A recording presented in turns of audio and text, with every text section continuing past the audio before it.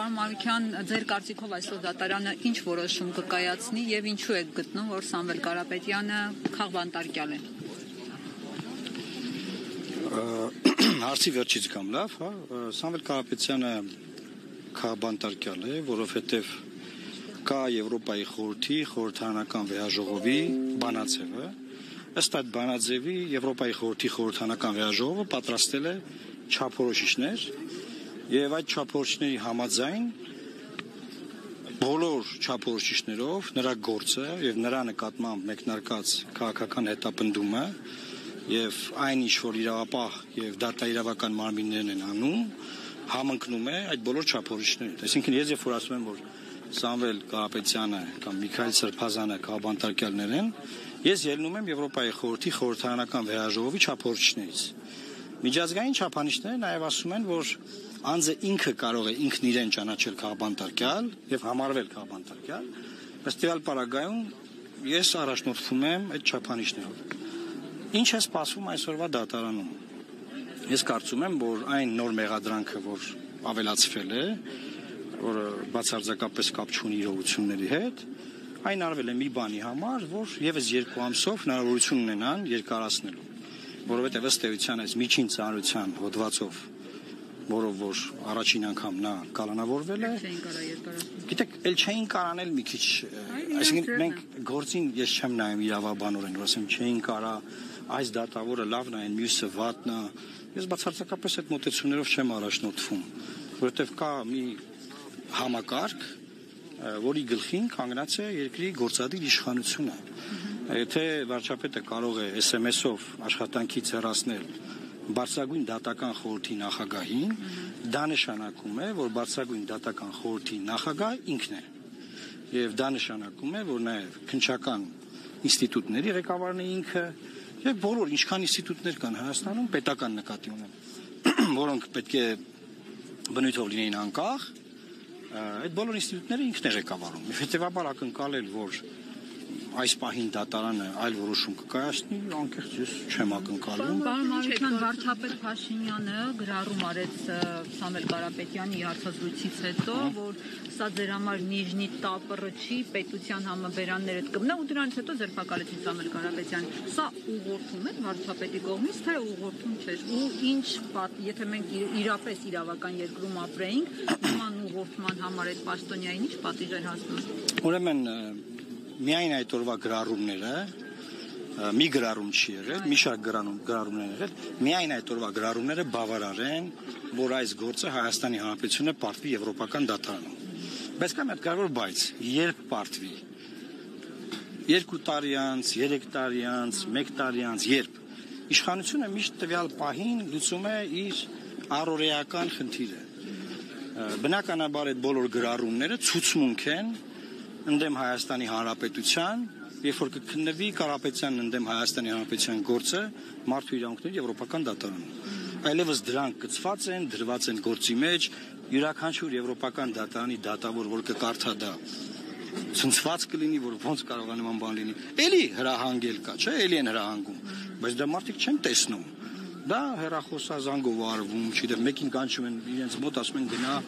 այս բանը արա, բայց կոնկրետ մեզանում դա եղել է սոցիալական ցանցերում, բոլոր հրահանգները, բոլոր։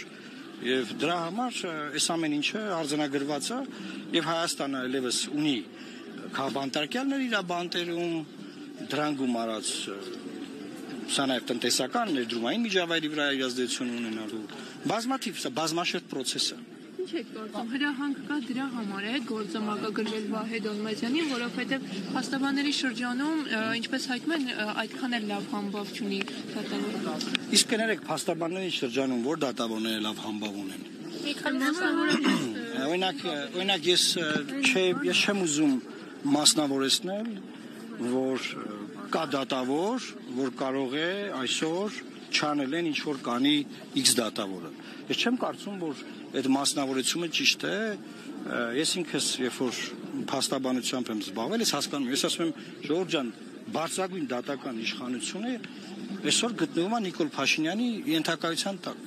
Մենք անձնավորում ենք Վահե Դոլմազյանը, Պողոս Պողոսյանը, Կներեք, բայց ես նայում եմ, որ դա ինստիտուցիոնալ, խնդրեմը ինստիտուցիոնալ է։ Այսինքն եթե հանկարծ մակագրվեր, ասենք Պողոս Պողոսյանին ինքը այլ որոշում էր կայացնել։ Այդ կարծիքին են։ Ինքն ասած ժողովուրդը դատական համակարգից դժգոհ է վստահությունի մատնացած։ Ժողովուրդը դատական համակարգից դժգոհ է, այո, ճիշտ է, եւ դատական համակարգի ղեկավարը արդեն ապացուցված վարչապետն է, դեպի ժողովուրդը դժգոհ է վարչապետից։ Բայց Սամվել Ինքը իր վրա վերցրեց այդ կրակը, չէ՞։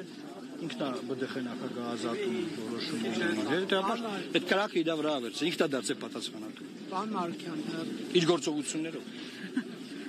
կա քննարկում Կարապետյանների հետ, թե ոչ հավանական համագործակցության հետ կապված։ Չկա քննարկում։ Կան անձնական շփումներ, ես ունեմ անձնական հարաբերություններ, դրանք քաղաքական չեն, դրանք անձնական են, դա մինչև այս գործն է եղել, մենք բոլորս լոռեցի ենք, շփումներ ունեցել ենք միշտ, հետեւաբար այս պայն այդքանը կարող եմ ասել։ Իսկ հնարավոր է դառնալ Մի րոպեում հետ են շփումները։ Նարեկ Կարապետյանի հետ։ Նրանց ընտանիքի տարբեր։ Բայց ձեր գաղափարական մոտեցումները համընկնում են Կարապետյանի, Սամվել Կարապետյանի գաղափարական մոտեցումների։ Տեսնում եք համագործակցության կետ, թե ոչ, պարոն Մարուկյան։ Մինչև օրս ԱԱՑ-ից հայտարարված բոլոր տեքստերը իմ համար ընդունելի են, բայց ես չէի ուզենա հիմա այստեղ քաղաքականությունից խոսենք այդ մասով, որովհետև իրենք դեռ քաղաքական միավոր չեն ստեղծել։ Երբ որ կստեղծեն, ունենան ծրագիր, կանոնադրություն, քննարկել։ Հիմա ես կարծում եմ բանը, մենք ձուկը ջրում ինչ-որ բան։ Բայց այնուհանդերձ պարոն Կարապետյանը ավելի հակված է, իրենք տեսնում են ԵԱՏՄ-ի շրջանակներում։ Դուք 17 թվին նախագիծ ունեք ԵԱՏՄ-ից դուրս գալու հետ կապված։ Այստեղ արդեն հակասություն չկա, թե դուք ԵԱՏՄ-ի հետ կապված դիրքորոշում եք փոխել։ 17 թվականին, երբ որ ինչ-որ որ մենք առաջարկել ենք եւ խմբակցության, այդ իրողություններն այսօր գոյություն չունեն։ Այսօր Հայաստանի տնտեսությունը եվրոպական տնտեսական գոտում առաջատար զարգացող տնտեսություններից է, այդ թվում նաև ԵԱՏՄ-ի շնորհիվ։ Հիմա այդ փաստաթուղթը զեկուցել է Նիկոլ Փաշինյանը։ Բայց Դուք երբևէ Նիկոլ Փաշինյանին չեք ասել, չէ, բայց դուք միտքդ փոխել ես։ Իրողություններն են փոխվել դրանից հետո։ Իսկ այն ժամանակ կար ասոցիացիան համաձայնագիրը, որը որ հիշում եք, մեկ գիշերում չի ստորագրվել։ Այսինքն գալ 2025 թվականին, 2017 թվականի աշխարհի իրողությունների մասին բան հարցնել, կներեք շատ բան է, այնքան բան է փոխվել, որ դա հիմա քննարկել։ Բայց կլինի ծրագիր կտեսնենք հիմա, այսինքն ԵԱՏՄ-ն կա, ԵԱՏՄ-ն չկա, ԵԱՏՄ-ն կզարգանա, ԵԱՏՄ-ն կփակվի։ Եվ կներեք, մեկ հարցել, պարոն Հիմա մարդը ԱԱՑ բանտում նստած է, դուք եկեք ասում եք ԵԱՏՄ-ի մասին ինչ կարծիք եք։ Մենք հենց հիմա ուզում ենք, որ այդ մարդուն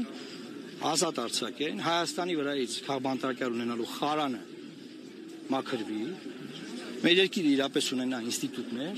անկախ դատական համակարգ, իրավապահ համակարգ, չքաղաքականացված իրավապահ համակարգ, ոստիկանական համակարգ։ Հետո կտեսնենք ԵԱՏՄ-ն ինչ անի, եթե պետք է ԵԱՏՄ-ով զբաղվենք։